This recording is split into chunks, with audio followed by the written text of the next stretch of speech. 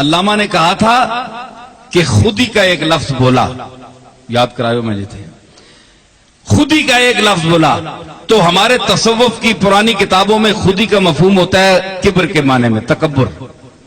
खुदी कुफ्रस्त नफिये खीश कुनजूद, खुदी कुफ्र है, अपनी नफी करो। लेकिन अल्लामा ने इसको इरफान जात का मफहूम दिया कि अपने आप को पहचानना। खुदी, इसमें किब्र नहीं है, तकब्बुर नहीं है, गुरूर नहीं है, अपने आप को पहचानना यह खुदी है।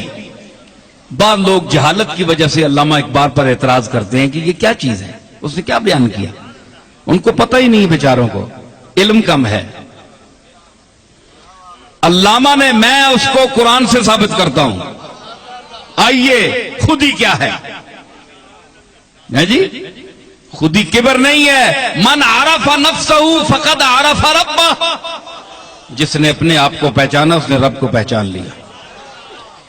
खुदी क्या है कि अपने आप को पहचानो और खामोश रहकर अपनी हर चीज, इन्ना सलाती व नुसुकी व महयाया व ममाती लिल्लाहि रब्बिल आलमीन ला शरीका लह, अपनी हर चीज को उसके सुपुर्द कर दो, जिस तरह इब्राहिम अलैहिस्सलाम ने किया। तो सुपुर्द कर दो, उसके बाद खामोश हो जाओ।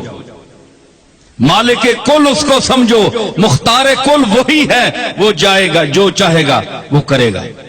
तुम खुद सुपुर्दगी अपने अंदर पैदा करो तो क्या होगा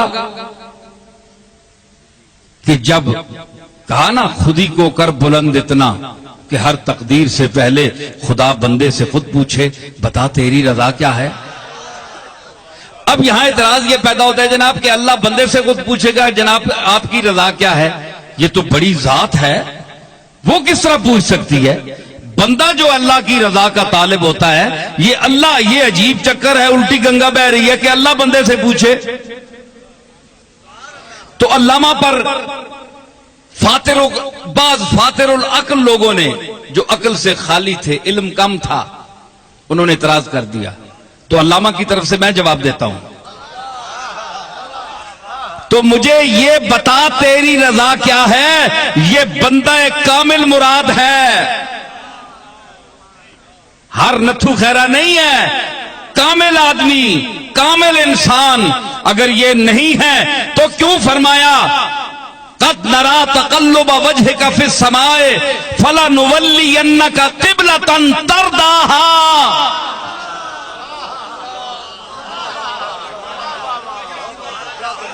ऐ नबी, हम तेरा चेहरा अनवर अपनी तरफ उठा हुआ देख रहे हैं,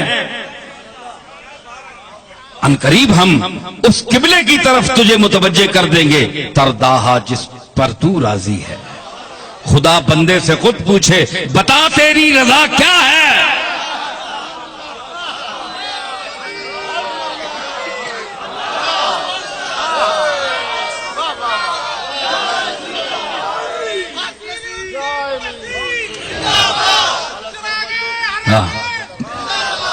हाँ जी, क्या है कि बता तेरी रजा क्या है।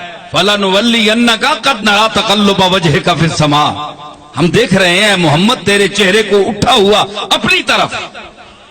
समा का मैना ऊंची तरफ होती है, समा का ये मैना आसमान भी होता है, लेकिन अरबी में समा हर ऊपर वाली चीज को समा कहते हैं। तू तो साजिदीन का इमाम है, तू तो इमाम साजिदीन है, सारी उम्र तू मेरे सामने झुकने वाला है। आज कद नरा तक़ल्लुब वजहिका फिस समा, आज ये तेरा खामोश चेहरा हम अपनी तरफ उठा हुआ देख रहे हैं, खैरियत तो है। हुजूर ने कोई लफ्ज नहीं बोला, जबान से कुछ भी नहीं मांगा। दूसरी आयत में आगे फरमा दिया, फलनुवल्लियन्नका, यकीनन हम फेर देंगे, किबलतन तरदाहा, जिसे तू चाहता है, जो तेरी रजा है, तरदाहा। और यहां क्या फरमाया, वद्दुहा वल्लैलि इज़ा सजा मा वद्दाअका रब्बुका व मा क़ला वलल आखिरतु खैरुल का मिनल ऊला वला सौफा योती का रब्बों का फतरदा।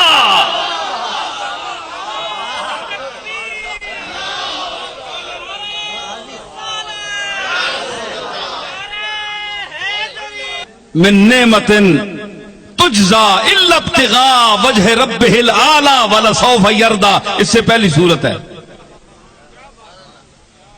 इसका मुखातिब पता है कौन है? सिद्दीक़ अकबर हैं। कि ये इसलिए खर्च नहीं करता कि किसी का बदला चुका रहा है, बल्कि सिर्फ अल्लाह को राजी करने के लिए खर्च करता है। वला सौफा यरदा, वो यकीनन राजी हो जाएगा। तो देखिए, एक बात, मेरी बातें बिखर जाती हैं, लेकिन मैं अर्ज करूं कि मकाम सिद्दीक़ अकबर भी देखिए कि कुरान की सूरतों की तरतीब में ये यरदा है और इससे अगली सूरत वद्दुहा है। वहां तरदा है और यहां यरदा है। पहली सूरत, इससे पहली सूरत में इख्तिताम उसका यरदा पर है और इसके बाद जो वद्दुहा है इसमें तरदा है। यानी यहां इसका बाद लोगों ने कहा कि इसका जो ज़मीर मुस्ततर है इसमें मुराद सिद्दीक़ अकबर हैं कि वो राजी हो जाएंगे, उनको भी मैं इतना दूंगा। और बाद ने कहा कि इसका मर्जा जो है वो अल्लाह है, अल्लाह राजी हो जाएगा। बहरहाल जो कुछ भी है, जो भी राजी हो, ये भी राजी हो, वो भी राजी हो। रज़ी अल्लाहु अन्हुम व रज़ू अन्हु। कुरान ने सहाबा के लिए कह दिया कि ये अल्लाह पर राजी हैं और अल्लाह इन पर राजी है। चाहे सिद्दीक़ अकबर की रजा ढूंढे या सिद्दीक़ अकबर उसकी रजा ढूंढे, बात एक ही है। तो यहां तरतीब देखिए कि वो यारे गार भी है, यारे मजार भी है, और सूरतों की तरतीब देखिए कि रसूलुल्लाह ने कोई सूरत अपनी मर्जी से नहीं रखी। जिस तरह कलाम वह्य इलाही है, इसी तरह तरतीब भी वह्य इलाही है। सूरतों की तरतीब को भी जिस तरह अल्लाह ने फरमाया उसी तरह रखा। अल्लाह ने यरदा में सिद्दीक़ अकबर को पहले रखा और तरदा में मोहम्मद मुस्तफा का। यरदा और तरदा देखें, यहां भी सूरतें दोनों दोस्तों की इकट्ठी कर दी। कुरान में भी सिद्दीक़ मोहम्मद और रसूलुल्लाह के साथ है।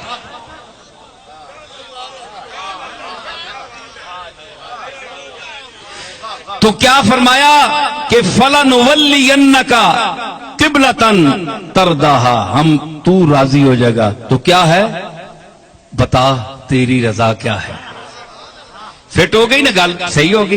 हुजूर की एक हदीस आती है, फरमाया जब मैं गफीर बैठा था सहाबा का, हजरत सिद्दीक़ अकबर भी तशरीफ फरमा थे, हजरत उमर भी, हजरत उस्मान, तमाम जलीलुल कद्र साहबा तशरीफ फरमाए थे। तो हुजूर ने फरमाया, आपका आखिरी दौर था, फरमाने लगे कि अल्लाह ने एक बंदे को इख्तियार दिया है कि वो उसकी तरफ चला जाए या दुनिया में रहे। ये हदीस है और तमाम मुस्तनद मजमुआ हाय हदीस में ये हदीस मौजूद है। किसी ने इस पर एतराज नहीं किया। तो महफिल बर्खास्त हुई तो हजरत सिद्दीक़ अकबर रोने लगे उसी मजलिस में।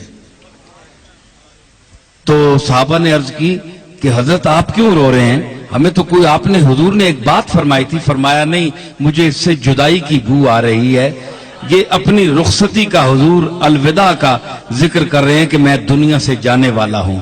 तो उस बंदे ने फरमाया, हुजूर ने फरमाया कि उस बंदे ने इख्तियार किया कि ऐ मालिक, मैं तेरी सोबत और तेरी रिफाकत को तरजीह देता हूं दुनिया में रहने से। मैं दुनिया में नहीं रहता, अब मैं तेरी तरफ आना। तो अब देखिए कि ये इख्तियार दिया ना, ये इख्तियार दिया ना। आप तो कहते हैं कोई इख्तियार नहीं है। भाई आपको इख्तियार नहीं दिया होगा,